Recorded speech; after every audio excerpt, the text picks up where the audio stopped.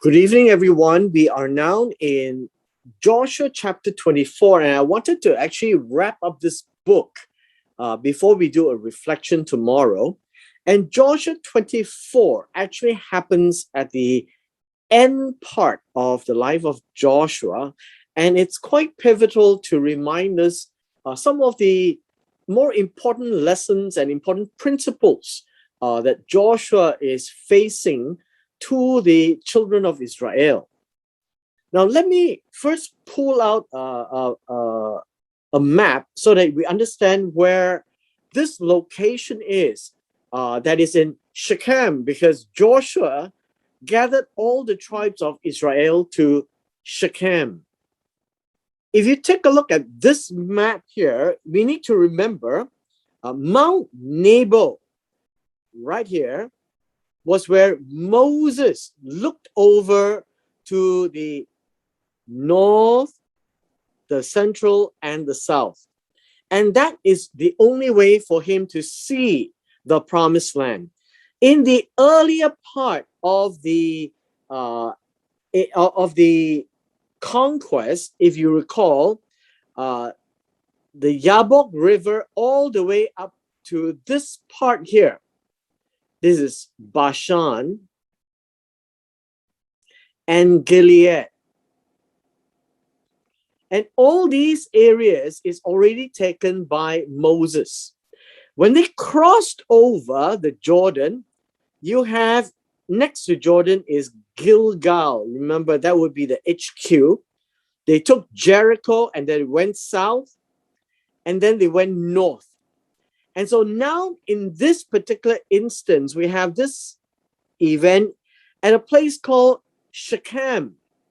Now, Shechem is saddled in the valley of two mountains or two hills, Mount Gerizim and Mount Ebal. And so that is the location, and it's actually near a town called Nazareth. It's near a town called Samaria, which is right here.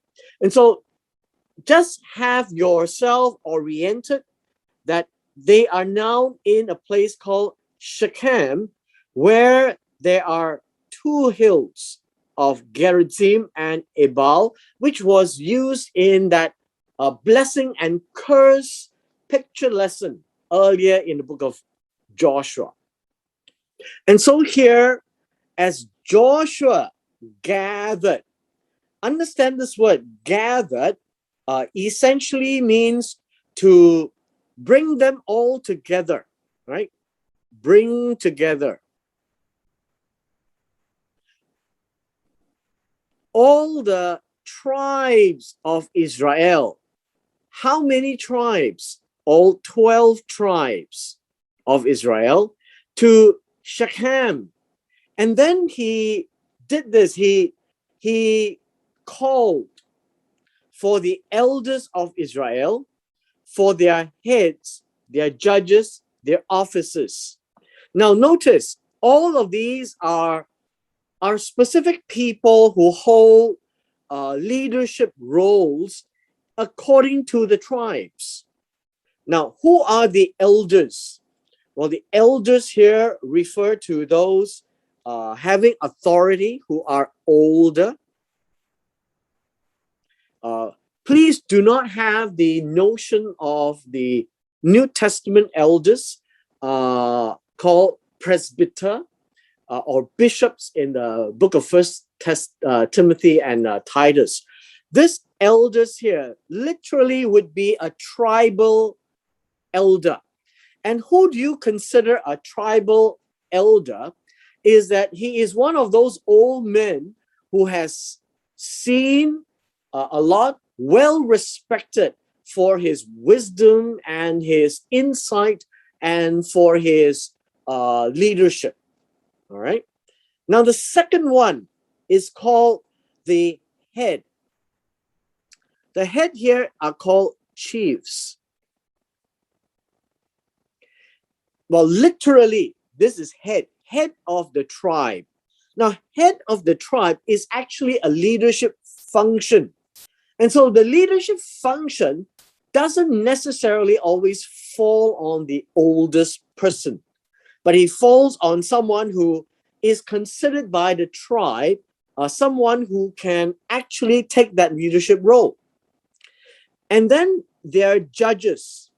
Now understand all of these words here, elders, heads, judges, and officers, they are all in a verbal form. They're not in a noun form. We are reading it in the noun form in the English. So the verbal form of Hebrew actually describes the role, not the title. And so the judges here are the ones who would judge, that you would bring people to them to make decisions. And so these are the just people who has insight to make decisions and punishments, right? And for their officers. Now, we have this word called officers. The word officers here, I guess what you call is that this is probably an official and somebody who is probably, well, I guess you would say that somebody who is an overseer. All right. And so these are the leaders, and they are to represent the tribes, and they presented themselves before God. So this is a very interesting expression. The word present themselves before God literally means this. They cause themselves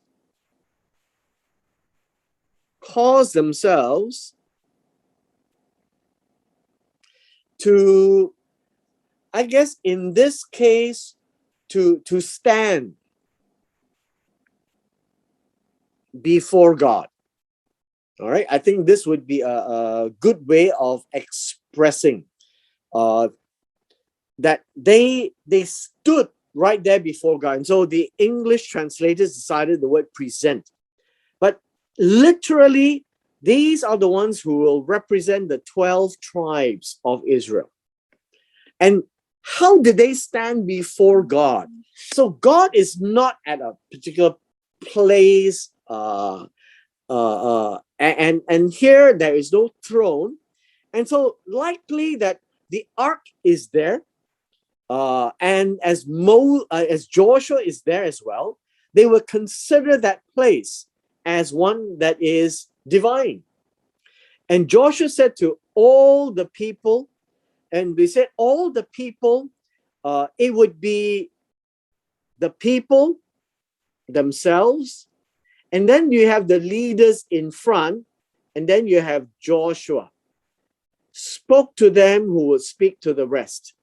Now, this is the idea of passing on, and that's the ancient way of instruction, that you would tell the leaders would tell the rest.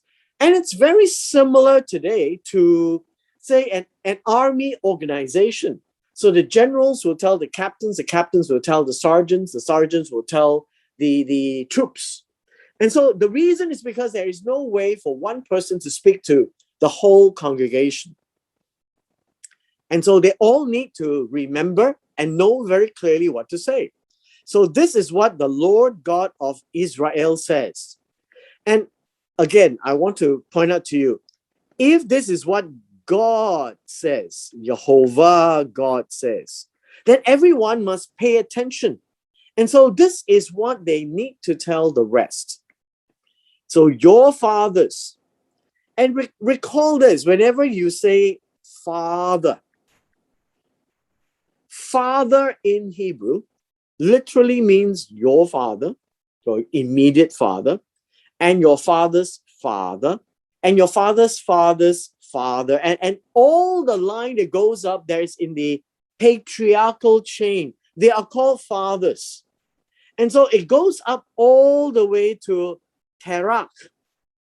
Terach is the father of Abraham.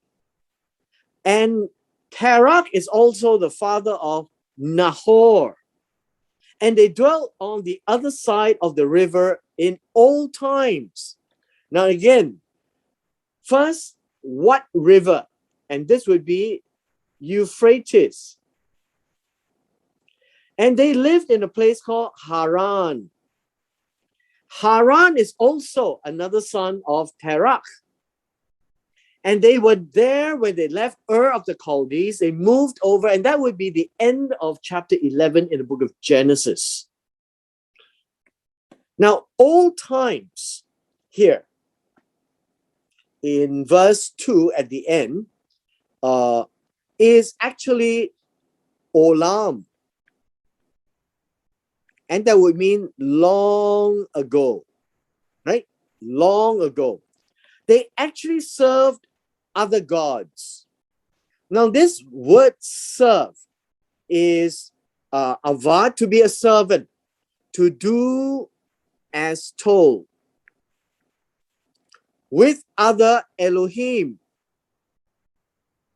So you need to know that we had done this before. The word Elohim needs to be seen in context, whether it's talking about Jehovah, Elohim, which is here, and that becomes a name of God, or it is idols, in this case Elohim, that refers to other people, other gods as well. And this is what God now relates. I took your father Abraham. Now this word take literally gives us a picture of taking in hand.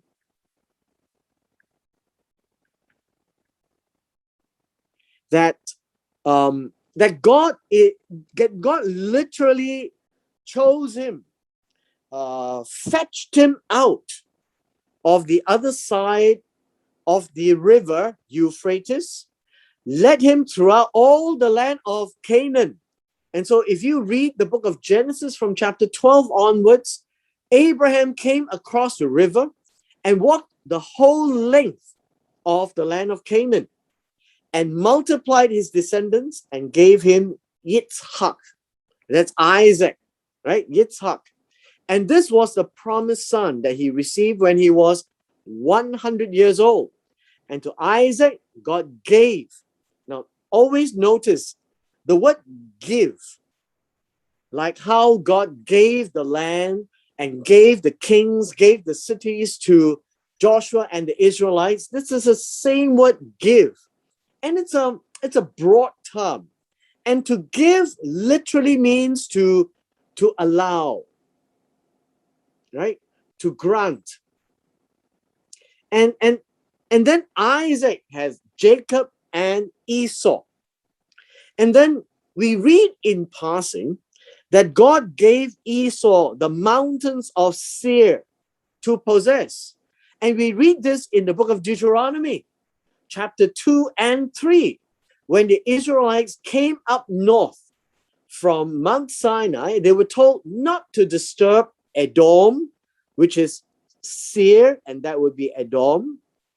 And that was for Esau. God gave them, same word, gave, to possess. To possess means to take ownership.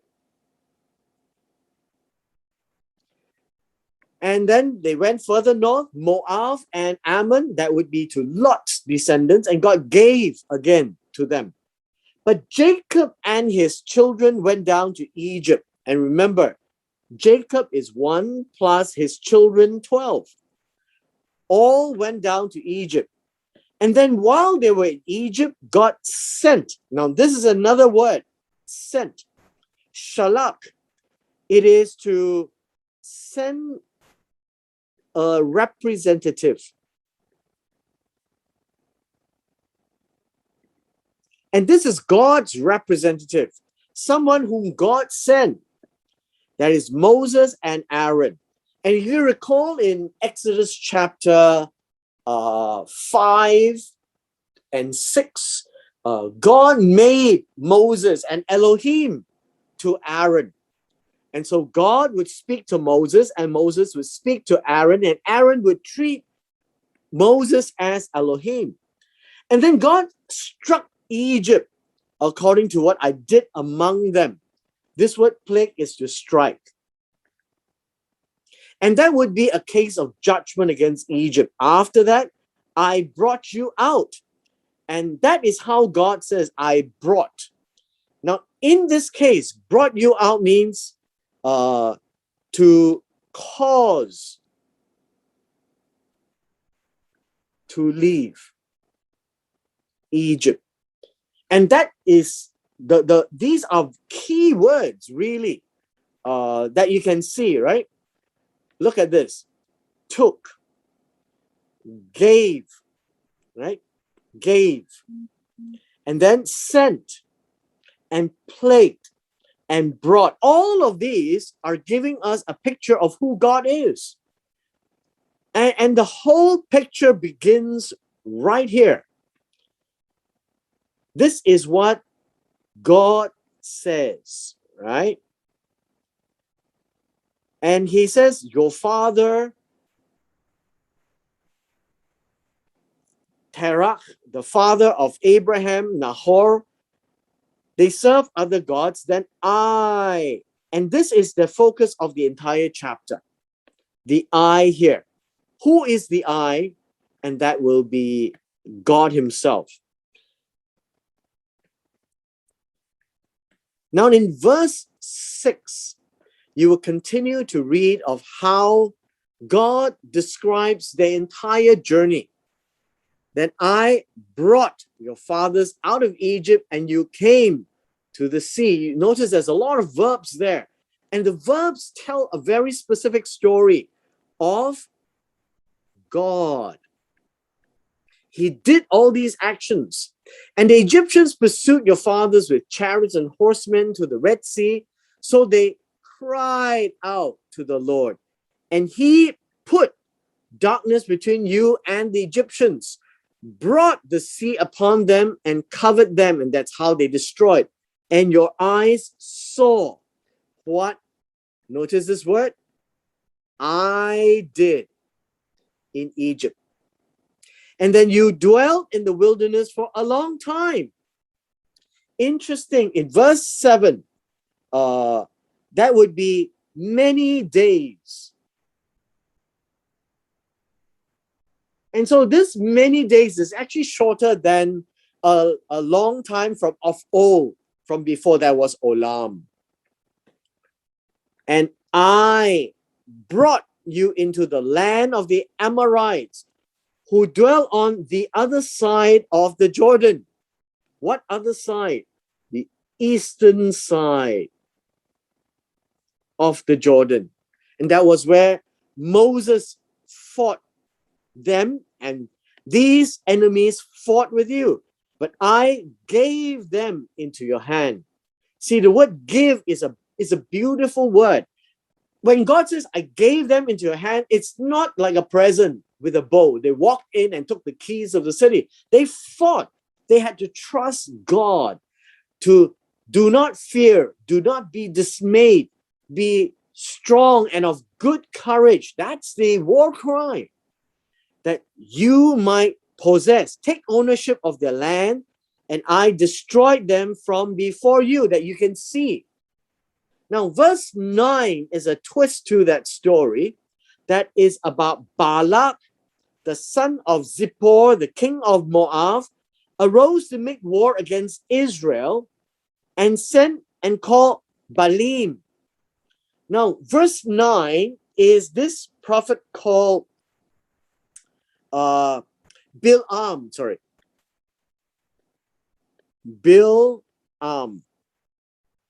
And in English we call Balaam, right? The son of Beor, to curse you. And you remember that story in Numbers 22. In fact, there was a couple of chapters there as well. And Balaam or Bilam was not able to curse, but instead he blessed you. And why? Because God would not listen to Bilam.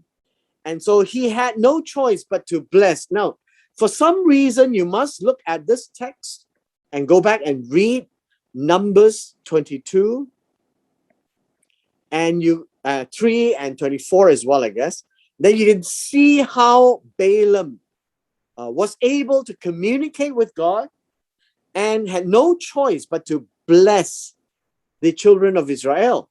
And so I delivered you out of his hand. This is important. Delivered you out of his hand was all who? All God, but I. You notice all this first person singular pronoun is littered all over this chapter. Why? Because chapter 24 of Joshua is God's recount of what he did. Verse 11, then you went over the Jordan, came to Jericho, right?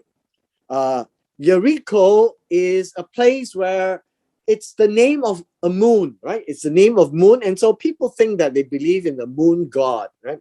And so they came and they destroyed them. The men of Jericho fought against you, just like the Amorites, Perizzites, Canaanites, Hittites, Girgashites, Hivites, and Jebusites.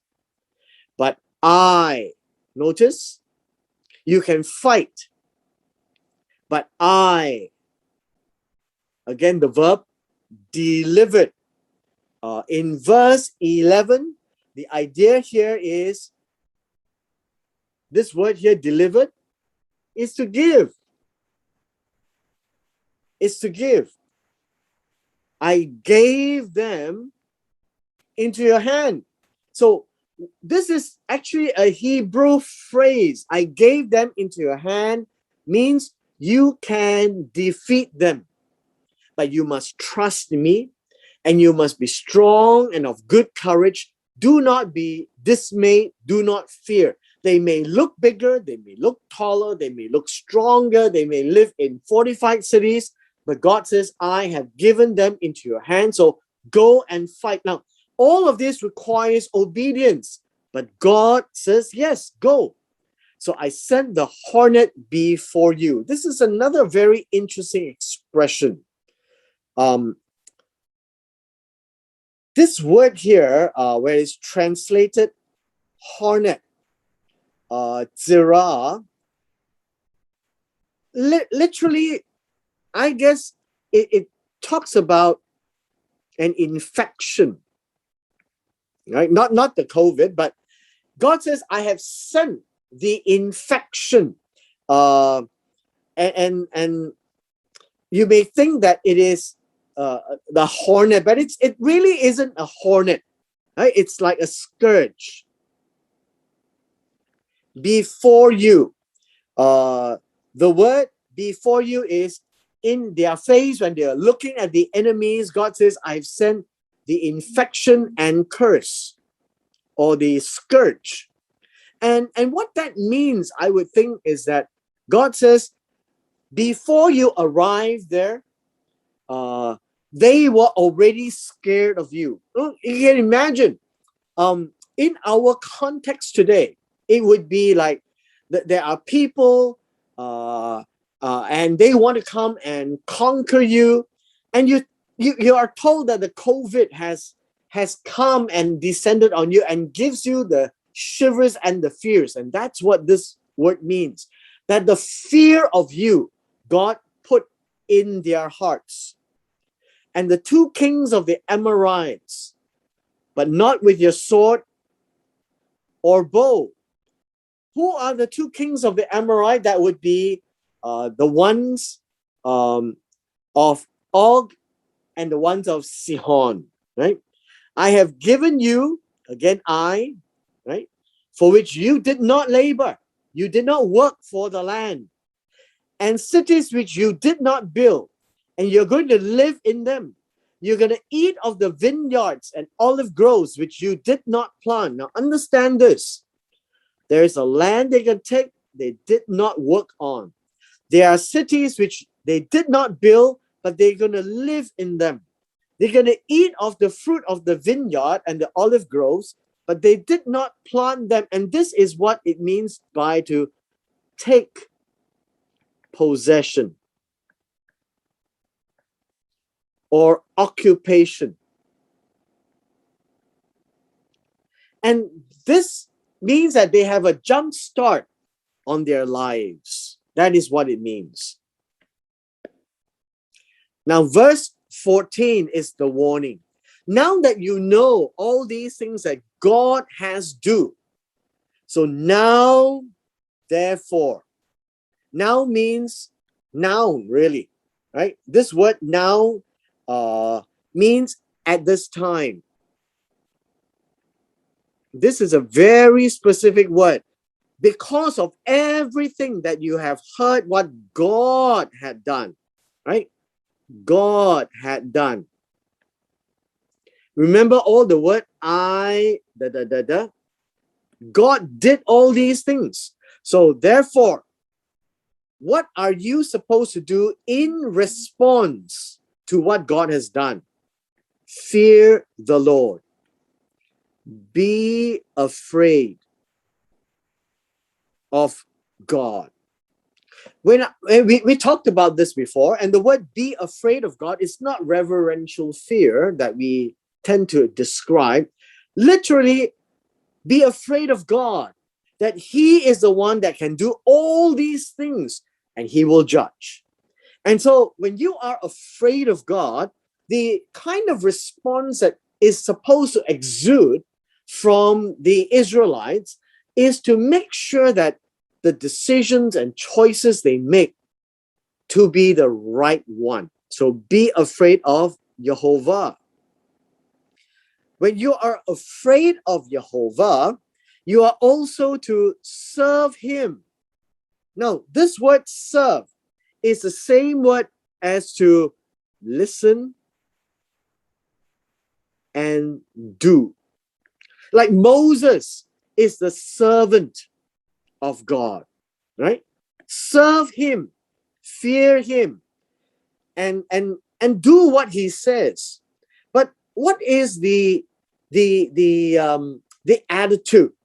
And so it says here, in sincerity and truth. Now, this word in sincerity may not be a good word to translate in. I think this would mean in completeness, in totality. So it is not sincerity, right? It can mean that you need to have an innocent mind. You need to have integrity. You have your entirety. That is what it means, right?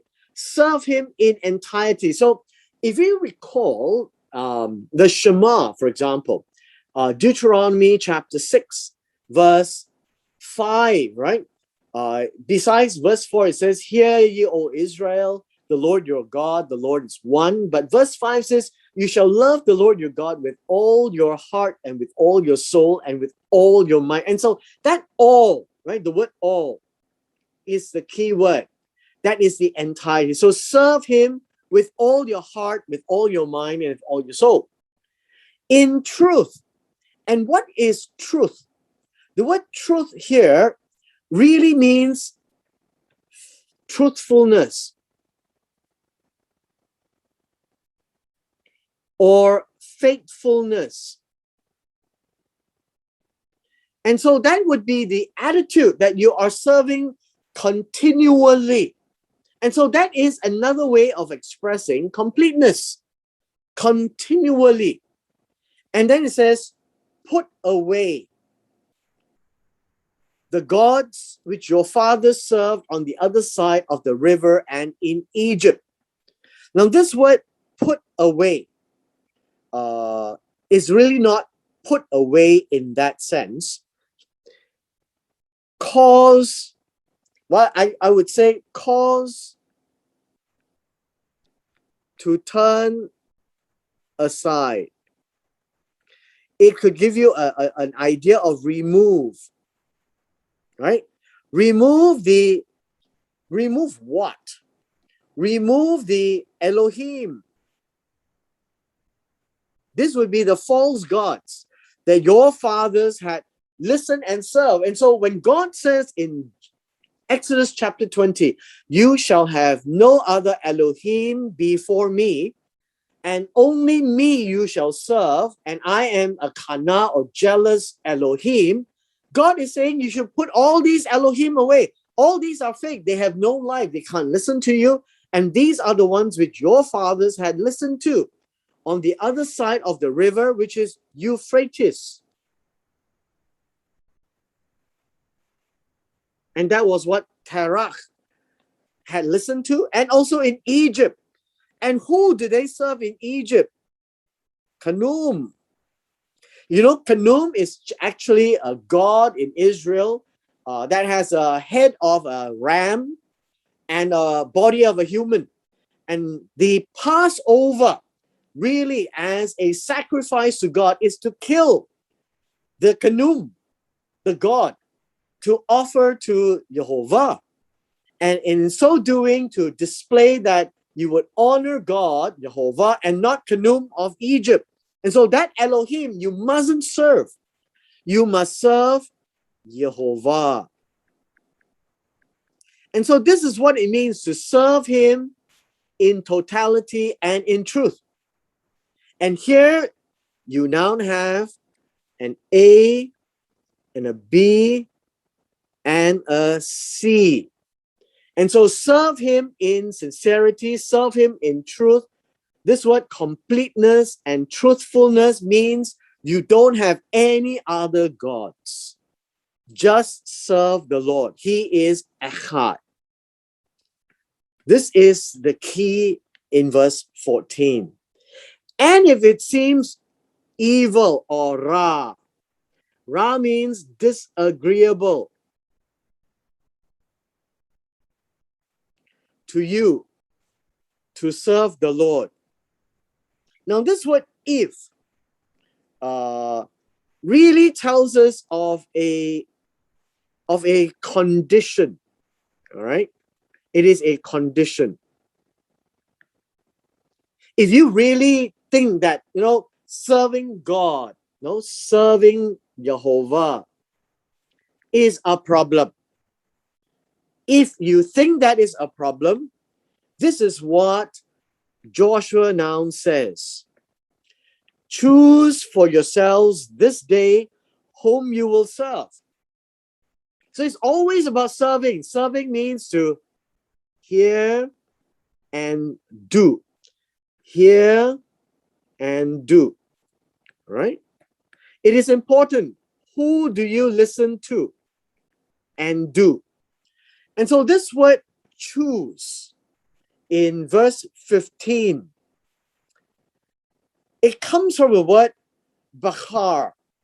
And God chose Israel because Israel was the descendant of Abraham, Isaac, and Jacob. God did not choose Israel because they were many, right? God is honoring the promise he made to Abraham, Isaac, and Jacob. And so now the same word choose. You have to choose among the gods. That is what this means. Decide. What does decide means? Well, you have a free will.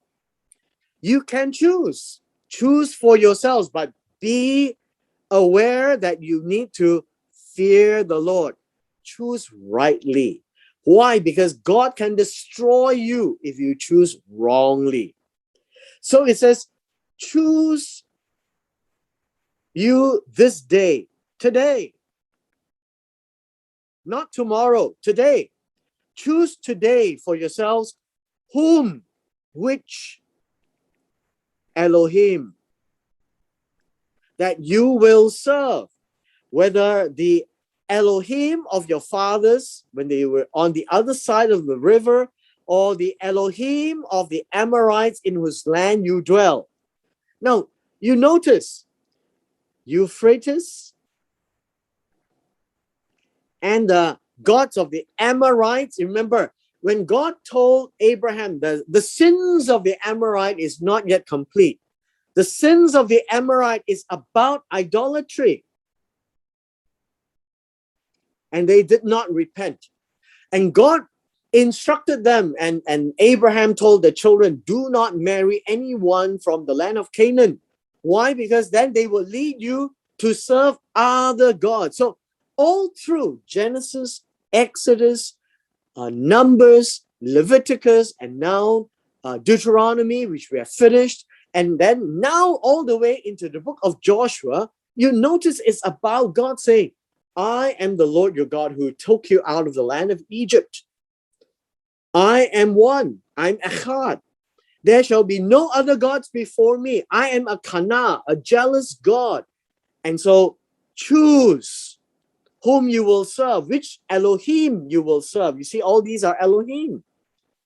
But look at this. By example, as for me and my house. This is the way that the expression is. My house means my entire family. And so he speaks on behalf, he is the head of the family. And so he speaks on behalf of the family. In Genesis chapter 18, verse 19, God loved Abraham because he saw Abraham would teach his family who comes after him. And God loved Joshua because Joshua would teach his family that comes after him. And what is this that they are saying? That we will serve the Lord. We will hear and do as servants of Elohim. This Elohim, not any other Elohim. And verse 14 and 15 serves as a pivotal point to remind the children of Israel that idolatry is a big problem and a big concern of God. They are to understand the mind of God in Joshua 24, that God is a living God. God is a God who has done all these things for them. They could see, not only the fathers saw, but this generation also saw how they took on the eastern side the land of king of Sihon, king of Bashan. And then when they crossed the river Jordan, how God led them and gave them all the 31 kings that we saw in Joshua chapter 12 and their territory. This is the God that they are to fear and serve. Verse 16, and the people answered and said, this is their response. And he says, be it far from us that we should forsake the Lord to serve other gods. This is beautiful words, right? Be it far. Far means don't let it be near us. This thought, this choice to serve other gods, let it be far from us. That's what he means, right? That we should forsake. The word forsake is atzak, is to leave or abandon, right? The Lord to serve other Elohim. So let this idea be far, far away from us. For the Lord, our God, you see how the expression is? He who brought us and our fathers out of the land of Egypt. This is a repeat, an admission, and a confession of who God is. From the house of bondage. Remember the word bondage? This is the house of servitude, of being a servant to other master. Okay? Who did those great signs in our sight, which means that our would be including all Israel, right? Including the forefathers. And this word preserved us. This is not perseverance. Preserve us means to guard, to keep, right? This is shamar. Us in all the way we went in the wilderness, among all the people whom we passed, all the Amalekites, the Edomites, and the Amorites, everyone, they have gone and they have won the war. And God drove out from before us all the people. Notice this is an admission. It is God who did the driving out. But literally, if you recall what happened, God says, I will give you into your hands. You go and fight. So they had to fight.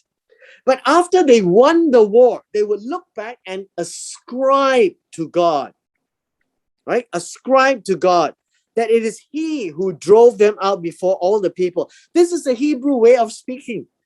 They heard God, they obeyed God, they went to fight, they lifted up their swords. They are to be bold, do not be dismayed, be of good courage. They saw how God gave them the ability to win over all the enemies who were greater than them.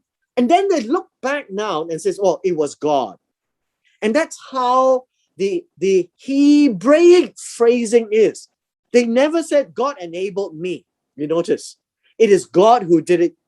But we understand the technicality is, yes, they obeyed, they did not flinch, they listened to God. God gave them this extraordinary ability to wage war, the strategy and the instructions. God even sent hailstones and firestones from heaven. And they can look back and says, yes, it is God who did all these things, including the Amorites who dwelt in the land. And so he says, we will also serve the Lord. Now, understand this in verse 18, that the word also is even. Even we means that Joshua, not only you and your house, we, all of us, will hear and do as what God says. He is our Elohim. So you notice the word Elohim is all over the place, that we need to understand that. Read it in context. Don't just listen and look at Elohim of God and it means something, right? Because in the Hebrew, there is no capital letters. Verse 19, but Joshua said to the people, verse 19, it's really not but. It is now Joshua speaking to the people in two sentences. You have to read these two sentences together. These two sentences says that you cannot serve the Lord. You cannot serve the Lord. Not able. You cannot serve the Lord if you forsake the Lord and serve foreign gods. And this would be the condition. Right? This would be the condition. If you abandon God and then you hear and serve, and the word foreign gods in verse 20, foreign here would really mean alien. Alien would be gods that they never knew. But then over time, they get to know the gods of the land. All right? And so because of this, God says, and Joshua is saying, you cannot serve the Lord if you forsake the Lord and serve foreign gods.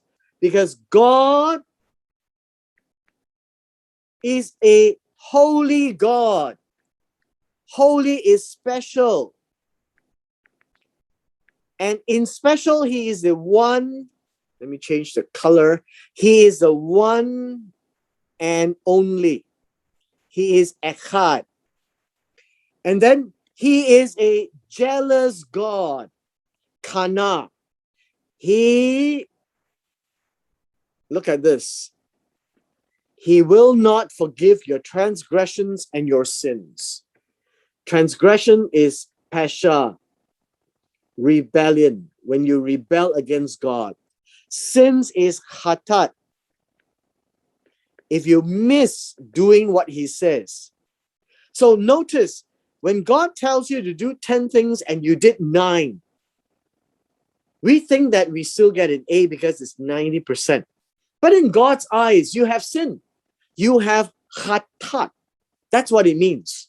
So if somebody, gave you a recipe to bake cake, for example, and you look at the recipe and you did everything except one, you forgot to put in eggs. Well, maybe it looks like a cake, but it certainly isn't the cake. And that is what sin means. You miss doing something that God said. Transgressions, on the other hand, is pasha, means you go against God, and God told you, do not do this, do not serve foreign gods, and you went ahead to do that. And God says he will not forgive you. The word forgive is to lift off. To lift off. And that literally means nasa. And this means to pardon. To take away your offenses, your guilt.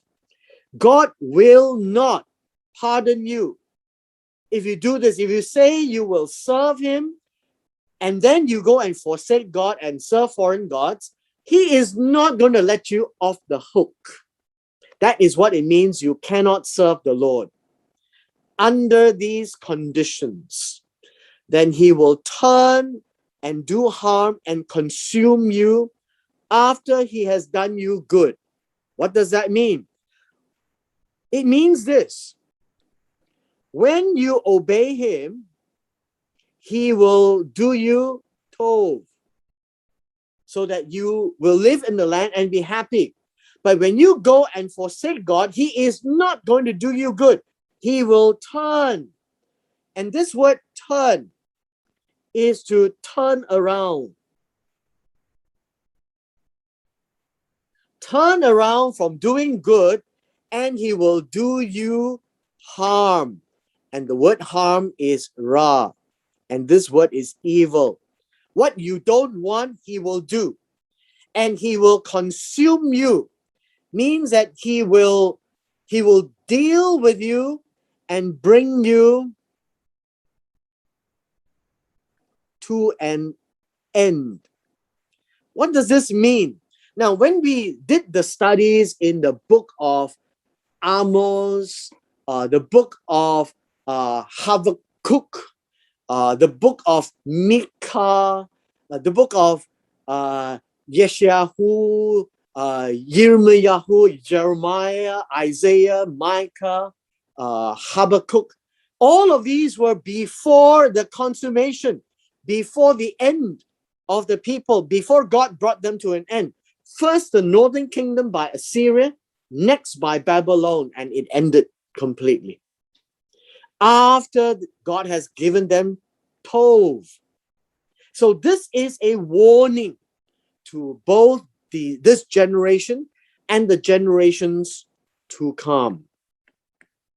And we come to verse 21. They said, no, we are very sure we will listen to God. So Joshua said to the people, you are witnesses. Verse 22 says, you are witnesses. Witnesses means you are your own testimony. You are your own, that you will answer to yourself. You are your own evidence that you have chosen the Lord for yourselves to serve him. What do you mean chosen? Chosen Jehovah and not other Elohim. That's a choice. And it says, yes, we will be our own witnesses. Now, therefore, put away foreign gods which are among you. You still pick this up. and incline your heart to the Lord God of Israel. The word incline here in verse 23 is to cause yourself to bend your heart. Bend your heart towards the God of Israel. So over time, they have foreign gods. We were not told when, but they have picked them up.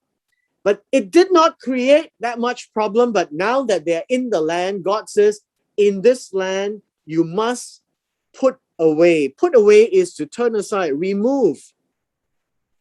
And they must constantly do that. And the people said to Joshua, the Lord our God, we will serve, and his voice we will hear, of course, and do.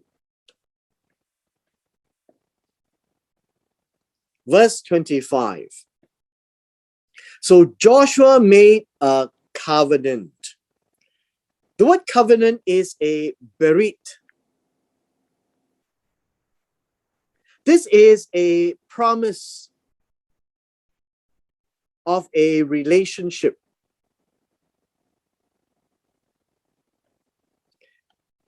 With the people that day, and made for them a statute and ordinance in Shechem. Then Joshua wrote these words in the book of the law of God. Now, likely that some people say that it was the last 8 verses of the book of Deuteronomy, or he would have written something that was added to the law, which is the Torah, right? And he took a large stone, set it up there under the oak at Shechem. That was by the sanctuary of the Lord. They were temporarily parked there, and this stone is to be a remembrance. Joshua said to all the people, look, this stone shall be a testimony to us, for it has heard the words of the Lord which he spoke to us. Why the stone? In the time of Moses, it says, heaven and earth will be the witness, because the stone and the heaven and the earth will still be around. This generation will go away. The stone itself will listen and become the evidence, that it shall be a testimony to you, lest you deny your God. What do you mean deny? This word deny is to act deceptively, right? That's what it means, to act deceptively, to fail God by going after other gods. And we see the northern kingdom did that later, and then the southern kingdom did the same. And so Joshua let the people go home, each to his own inheritance. Remember the word inheritance? We've seen this before. This is a possession that they are to occupy. This is also a property that they are to pass down to the next generation. And this is a heritage. And that is what inheritance really means.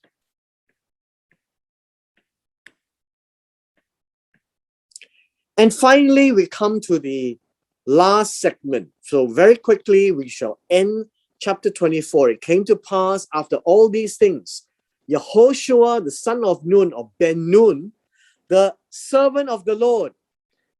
Say servant, one who hear and do. Choose you this day whom you will serve.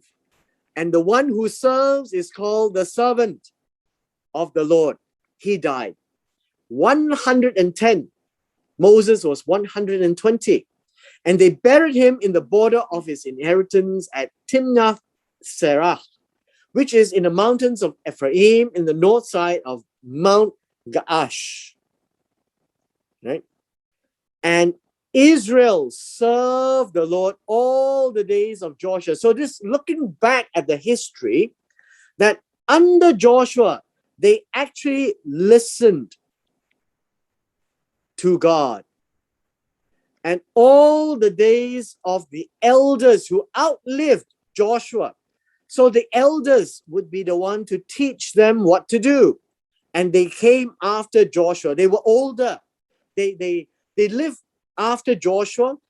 They were already old, but they were older than Joshua. After Joshua died, they were still around, who had known all the works of the Lord which he had done. So look at the word known in verse 31. The word known means that they have, it's really about yada, you know by experience, that it becomes knowledge. That is what the Hebrew understanding of know really means. And they have seen the works of God. Now, the other final points here is that the bones of Joseph, which they brought out of Egypt, remember, they haven't settled down yet.